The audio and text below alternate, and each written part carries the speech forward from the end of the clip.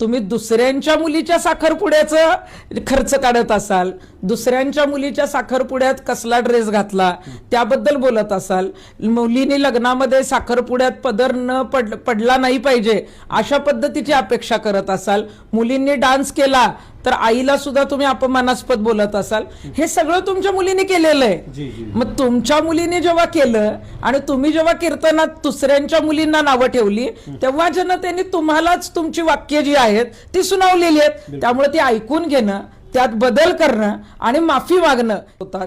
ज्यांच्या लोकांच्या पैशावर तुम्ही उड्या मारता, जे लोक तुम्हाला बोलवतात त्यांचा अपमान तर करताच, परंतु ते जेव्हा तुम्हालाच काहीतरी उपदेश द्यायला लागले तेव्हा तुम्ही अवलादी हा शब्द वापरायला लागला.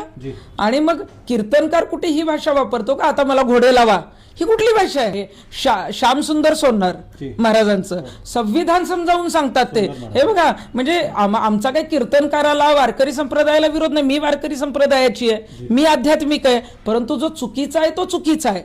इंदुरीकरांना मला सांगायचंय की तुम्ही जेव्हा तुमच्या मुलीवर ही वेळ आली, मग दुसऱ्याची गुड्डी आणि मग तुमची कोनो, म्हणजे आपला तो बाब्या आणि दुसऱ्याचं ते कार्ट असं झालं. म्हणजे तुम्ही ते, आणि आता ते म्हणतायत की मी टोले जंग लग्न करणार, ते करणारच होते.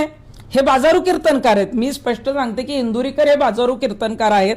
इंदुरीकर फुकट कीर्तन करत नाहीत, दररोज 3 कीर्तन करतात, लाखो रुपये कमावतात, ह्यांच्यात फार फरक आहे. आणि शिवलीला जी आहे ती प्रति इंदुरीकरच आहे. तिचं का ते का कीर्तन आहे का काहीतरी? म्हणजे तुम्ही जर अनेक वाक्य जर बघितले असतील तिचे, कीर्तन का शेअर होतात. मराठी महाराष्ट्रामध्ये आपल्या सगळ्यांचं स्वागत आहे. वारकरी संप्रदाय म्हटलं की तिथं आपल्याला हात जोडावे लागतात आणि संतांचे विचार आपल्यामध्ये आत्मसात होतात.